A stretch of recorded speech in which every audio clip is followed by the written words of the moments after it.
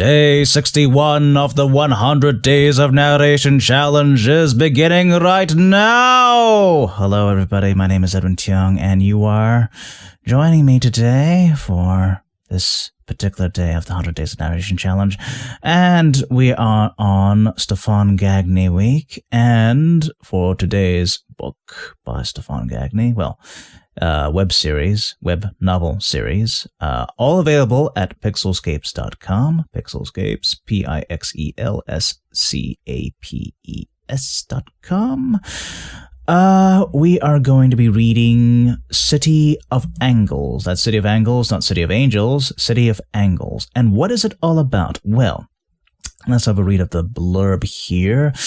Horror, comedy, and drama piled into a bizarre city that reflects the American landscape through a funhouse mirror. Random buildings jammed next to each other without rhyme or reason, roads and hallways to nowhere, individual rooms linked in strange ways. Exploration is a bad thing if you want to avoid being Picasso'd. So that's City of Angles. So this is his latest work. It's currently how many books long? It's 2 books long, possibly going to be 3 books long with a lot of little extra material. And it's in the middle of being written, so you can be a part of this web novel series in progress and make suggestions and do the whole talking with the author and making suggestions to the author, which was what I did for part of the thing that I did for the day before. Anachronauts, that's right, at least for the first book. That was quite fun. So if you want to keep up with an author who will value your input and your opinion, then I would suggest reading the works of Stefan Gagne. And has a lot of promotion that I did just there. Anyway, for this, I thought I'd start from volume 1 or book 1 because I haven't actually read any of this yet. I'm terrible at keeping up with things that I should be keeping up with, including my work in general. So many things that need keeping up with that I don't. Okay, so starting off with Volume 1, Chapter 1, starting out sideways. 88:88 a.m., the clock on the end table. By the clock on the end table, at least until he fumbled to turn off its shrill alarm. Then it snapped back properly to 9 in the morning. There is no back there. Damn it, I just insert words where I wanted it to. Then it snapped properly back to 9 in the morning. Waking up on a mattress which had, during the 2 years since initial purchase, been gradually assuming a U-shape. Difficult to stay horizontal when the universe wants you to sink into it hammock style.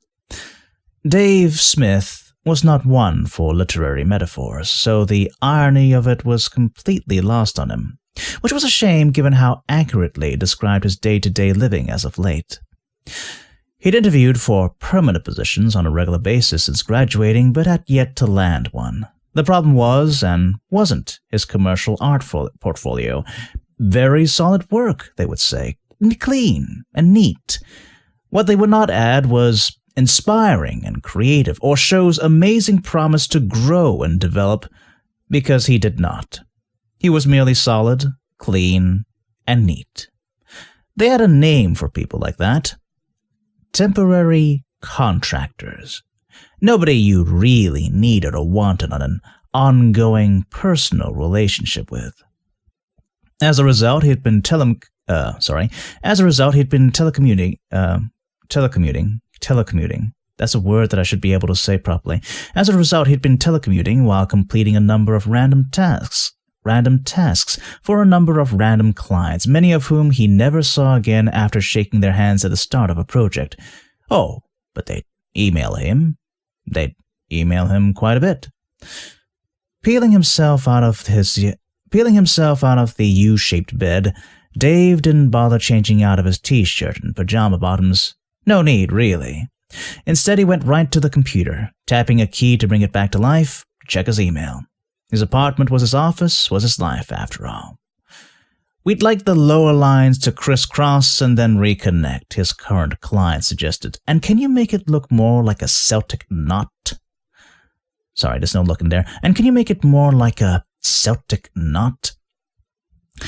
Funny, Dave could have sworn that a few days ago they'd specifically asked him not to make it look like a Celtic knot.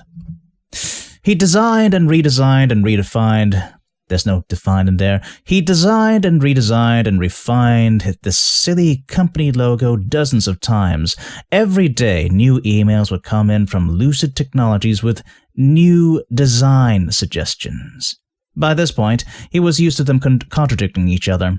The design had long ago stopped looking like a logo and started looking like one of those mazes they put on kiddie placemats at fish sticks restaurants. There's no sticks in there, it's just fish stick. At fish stick restaurants. But fine, he would spend the day working on the new suggestion, mail the results back, and tomorrow repeat the process anew. But first, ham sandwich. An odd choice for breakfast, but he ran out of English muffins yesterday, and leftovers would have to do until he felt like leaving the apartment for a shopping run. Add some mayo, scarf it down with 1% milk, step out of the apartment to grab Thursday's newspaper. As usual, his hallway was dead quiet.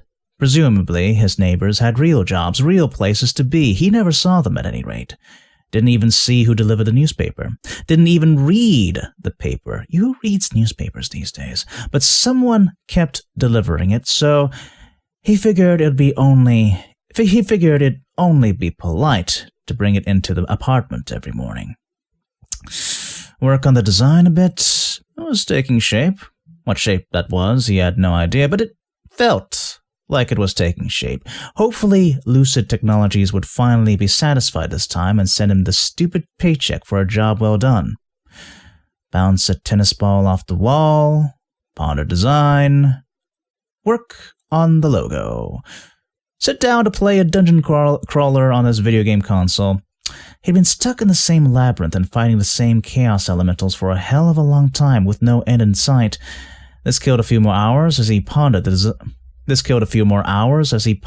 design. Work on the logo. Maybe read a bit or watch a movie. Bedtime. Sink back into the U, close your eyes, and wait for the next day.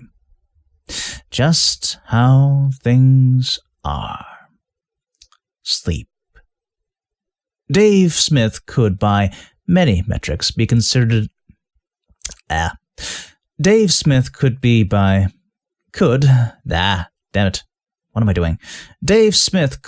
many metrics be considered the least interesting person alive. He had no life in the 1990s definition of it, i.e., get a life, you loser. He had little personality to speak of, unless blandness was coming back into fashion, 1950s style. The universe would have casually overlooked his life and death without really missing out on much. In fact, the universe did exactly that. Fortunately for Dave Smith, the universe was not the only universe paying attention to him. This would prove to be tremendously important when the very next day he'd meet someone who'd change his path forever. His apartment would be destroyed, he'd lose everyone he knew or loved, and he would nearly be killed in the most horrific manner imaginable. All of this because Dave did not realize that his city was not his city anymore, and hadn't been for some time. Blissfully unaware of his impending doom, Dave snored away as his spine was deformed by the bed. If it were capable of independent thought, that spine would have been satisfied to know that the horrible mattress was going to be shredded into so much stuffing and springs in 8 hours' time. There is no that in there. I just put a that in there. Why did I put a that in there? Damn it. Blissfully unaware of his impending doom, Dave snored away as his spine was deformed by the bed. If it were capable of independent thought, that spine would have been satisfied to know satisfied to know the horrible mattress was going to be shredded into so much stuffing and springs in 8 hours' time. And there's a bit of a break here, and we go on to the next part of this passage. 88 a.m. by the clock on the end table. At least until he fumbled to turn off its shrill alarm. Then it snapped properly back to 9 in the morning. Waking up on a mattress which had, during the 2 years since initial purchase, been gradually assuming a U shape. Difficult to stay horizontal when the universe wants you to sink into it, hammock style. Peeling himself out of the U-shaped bed, Dave didn't bother changing out of his t-shirt and pajama bottoms. No need, really. Instead, he went right to the computer, tapping a key to bring it back to life, to check his email. His apartment was his office, was his life, after all. There's still a lot of work to do, but it'll have to wait. That was new. Lucid had delivered a fresh round of changes to implement every morning until now. That was new. Let's try that one in. That was new. Lucid had delivered a fresh round of changes to implement every single morning until now. Seemed he had the entire day to himself. Infinite possibilities stretched out before Dave Smith. Go to the movies, head to the park and feed the ducks, learn hand gliding, or at least take a shower and go shopping. Not that he'd do any of these things, but it was nice to know the options were there. But first, ham sandwich. An odd choice for breakfast, but he ran out of English muffins yesterday. And leftovers would have to do until he felt like leaving the apartment for a shopping run. Add some old mayo, scarf it down with 1% milk. Step out of the apartment to grab the newspaper. Step out of the way as two people run past him, directly into his apartment. They shut the door behind them, locking him out as he heard the mechanism firmly latch shut less than a second after the wooden frame shook from the impact of the heavy door being slammed against it. And that was not good. That deserved a smoother delivery than what I did there. Step out of the way as two people run past him, directly into his apartment. They shut the heavy door behind them. There's no heavy in there. They shut the door behind him, locking him out as he heard the mechanism firmly latch shut less than a second after the wooden frame shook from the impact of the heavy door being slammed against it. This left Dave standing in the hallway, holding Thursday's newspaper. His house keys were inside, of course. Despite his extremely rapid home invasion, he wasn't shocked. That was how Dave Smith rolled. Instead, his concern came from the fact that the lights in the long hallway outside his apartment were starting to flicker and go out, one by one, in the distance. Pop, pop, pop. The superintendent was going to hear about that, certainly. Not safe to walk down the halls without light. The door to his apartment opened just long enough for an arm 3 times stronger than his own to grab Dave by the back of his university t-shirt and drag him back into his own apartment. And then there's a page break here. Dave staggered into the apartment, roughly yanked in and released by the man. No sooner than it was clear than the No sooner than he was clear than his DIY Swedish bookshelves were being shoved in front of the door to barricade it. Then his DIY Swedish bookshelves were being shoved in front of the door to barricade it. In front of the door. Damn it. I'm never good with that. Well, I'm never good with sentences with a "the" in it. In front of the door to barricade it. "All you've got is a lousy knob lock," the man grumbled, while bracing the shelves diagonally, testing them to see how much give they had. "No deadbolts, no chains. Are you looking to get killed? And here I am out of door spikes. Penny! Exit check!"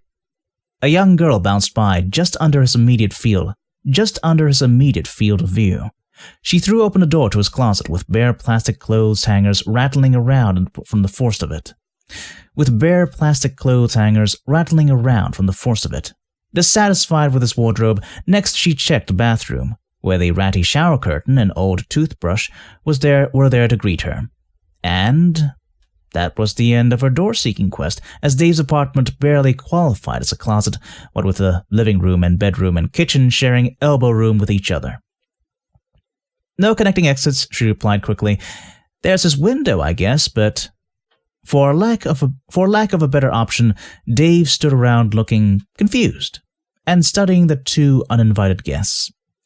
The one who tossed him casually aside was pretty impressive for a guy approaching middle age. Graying around the sides, true, but otherwise he'd pass for one of those action heroes you'd see sneaking up behind terrorists armed only with a combat knife and an endless supply of vengeance. Not a beefcake 80s action hero toting an M60, but one of those lean yet athletic nothing-to-lose action heroes who favored a quick neck snap twist. Dave's reason behind immediately jumping. Dave's reason behind... Wow, I was doing so well at the beginning too. What happened? It's like the more I read on, the more I start failing the reading, talking thing. Okay, do this again. Dave's reason behind immediately jumping to movie imagery was because the man was dressed the part. Was dressed the part? Yes, because the man dressed the part as well. He had on cargo pants, no doubt brimming with MREs and extra ammo clips, and an authentic-looking bulletproof vest. The genuine firearm, and yes, that was in fact a combat knife, sealed the deal. An armed intruder would be worrying to many. Dave instead was curious about the contradiction afforded. What is wrong with me? That's weird. I'm just substituting words. Maybe I'm tired. I'm doing the whole substituting words that aren't there deal. Dave instead was curious about the contradiction offered by the girl plus the man, working as a team. Because she was not tough as nails hitter chick action heroine to go with her action hero dad. Tough as nails hitter chick action heroine to go with her action hero dad. I don't understand. Tough as nails hitter chick action heroine? Is that an actual term for something? I think so. I mean, it's there. Okay. She was probably about 13 years old, skinny rather than buff and brawly, and dressed like a mountain climber, backpack brimming with useful gear, rough climbing boots, knee pads, and elbow pads. No body armor here, just an ordinary t-shirt and khaki shorts. She also lacked the gent's neck-snapping musculature, and his gray hair. What he could see peeking out underneath an old-timey explorer's pith helmet. What he could see peeking underneath an old-timey explorer's pith helmet here was an ordinary brown. That says hers. Pith helmet hers was an ordinary brown. I think that's meant to be here. Or I could just keep reading. And pulled back in two short pigtails to stay out of the way. And pulled back in two short pigtails to stay out of the way. A shining example of youth and boundless energy as she desperately searched Dave's little four-walled world for some way out. Of course, eyeing the girl was probably not going to make the guy very happy. Maybe that was the reason why Dave now had a knife to his throat. Excuse me, Dave felt the need to say in his defense. He didn't dare to turn his head. But did catch frantic movement out the corner of his eye. The girl waving her arms, trying to interrupt this before the walls got painted red. Dad, whoa! She exclaimed. What are you? Back off, Penny, the man warned, not angrily, just sternly. Right, who are you? How'd you get here? You, that thing that's hunting us down. Sorry. I didn't say that right. You, that thing that's hunting us down. I warn you. Go cubist on me and I'll...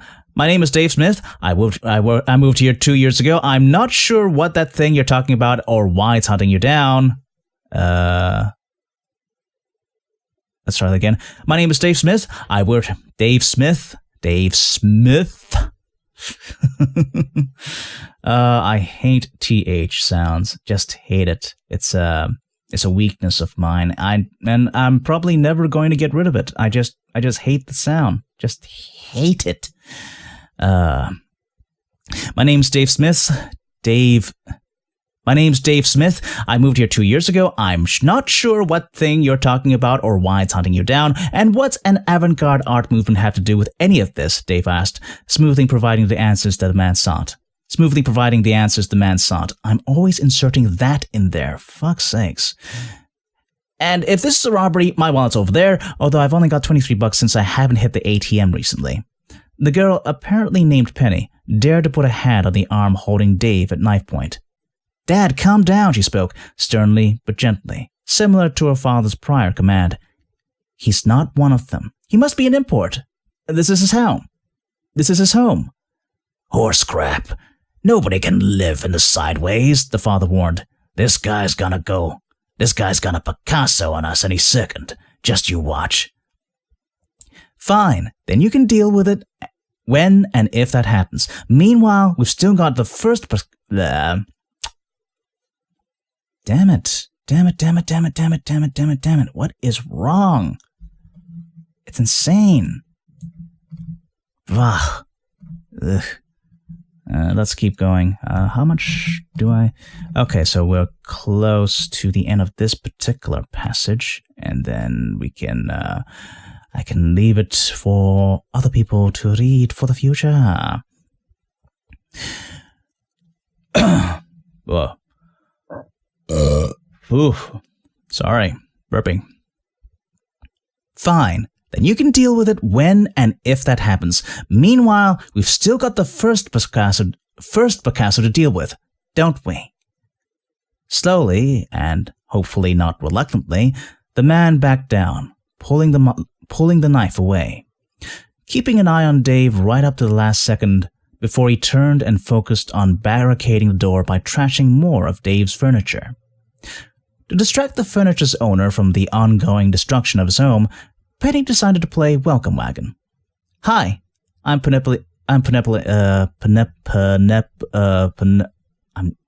know that name. I know how to say that name. I don't know why I'm not doing it right. Penelope. I was doing like Penelope. I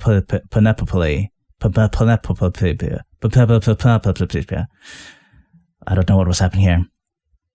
Hi, I'm Penelope. Again. Hi, I'm Penelope Lee. Hi, I'm Penelope. Dear Lord. God. Hi, I'm Penelope Yates. And that's my dad, Gregory, she introduced. Sorry for barging in on your home like this. You're Dave, then? Yes, I'm Dave, Dave said, because it was true. I have to say, you're taking this experience remarkably well, Dave. Better than any other fresh import we've run into, Penny said, with a smile that was like a reassuring pat on the head of a small child. That's very good for you. Bodes well for your future in the city. Assuming we survive, I mean, we will survive most likely because, hey, it's not our first run-in with a wild Picasso, you know? So we survived those, and we'll probably survive this one.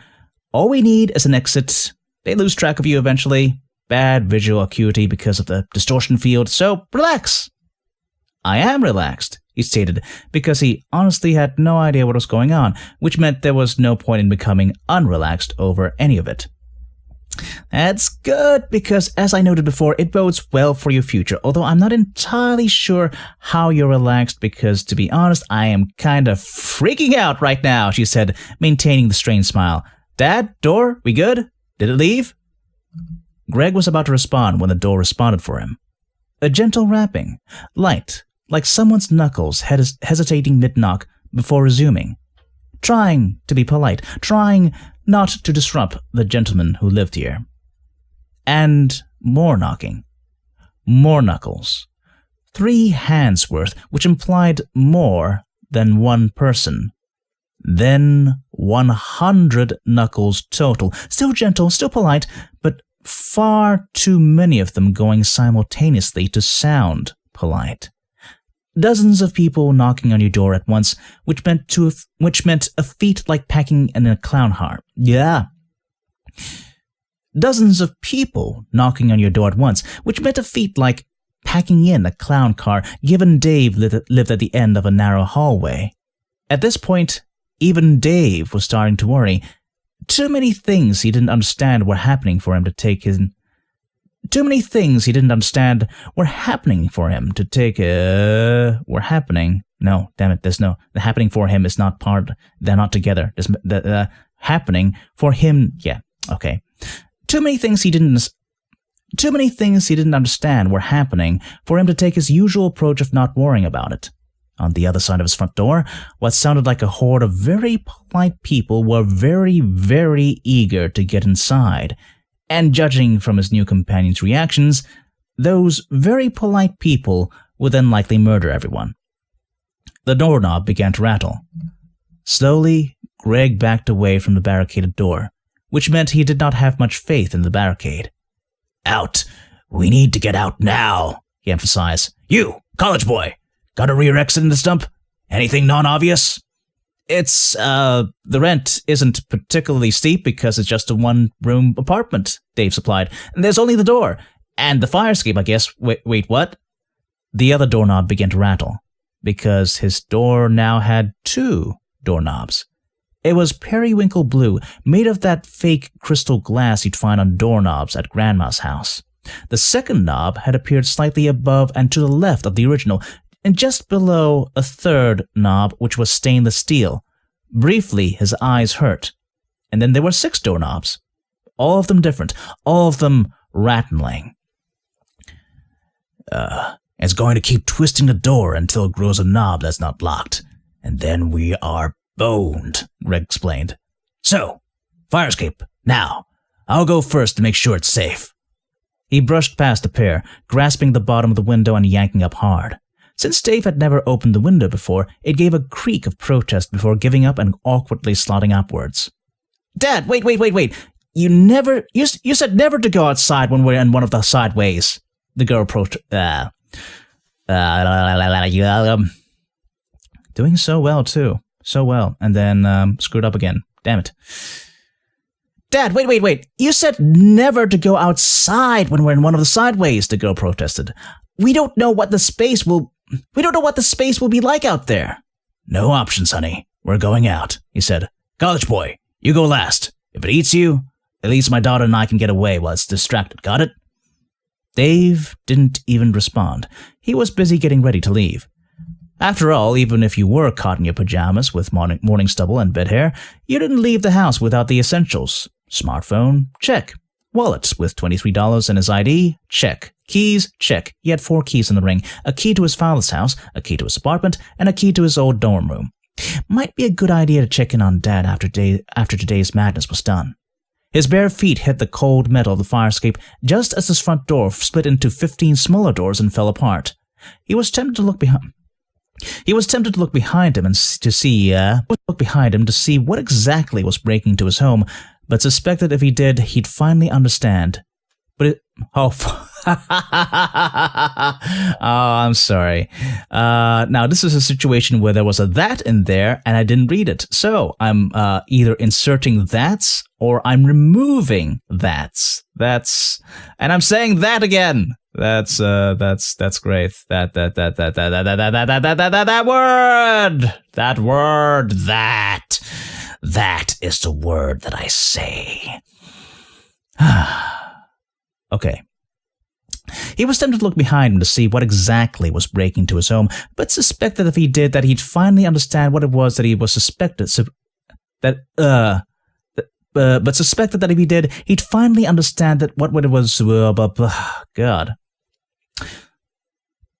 He was tempted to look behind him to see what exactly was breaking into his home, but suspected that if he, and I'm inserting that again, but suspected if he did that he'd finally understand what it was but suspected if he did that he'd finally understand what it was he was supposed to be worried about, and then he might go completely crazy. And that's the end of that. Yes, that's not really it's sort of an introduction to the City of Angles, but yeah, that's just the first part of the first chapter, and it's creepy funny, funny creepy, creepy crawly funny, one of the two. So yeah, that was day 61 of the 100 Days of Narration Challenge. A City of Angles by Stefan Gagne, currently being written by Stefan Gagne. So if you want to keep up with that, I suggest you go to pixelscapes.com and keep up with that wonderful piece of fiction. Piece of fiction. God, I really am tired. I'm just doing the whole, saying words wrong thing, which explains why things went horribly south towards the end there. So that's pixelscapes.com, pixelscapes.com. So head on over there if you are interested in reading any of the works that I've read for this week being Stefan Gagne week. Okay, day 61 done. Tomorrow will be day 62, which will be the last of the Stefan Gagne week. So I hope you will come around for that, and then we'll go on to, another theme week of some kind. I'll have to think about it. All right. See you tomorrow.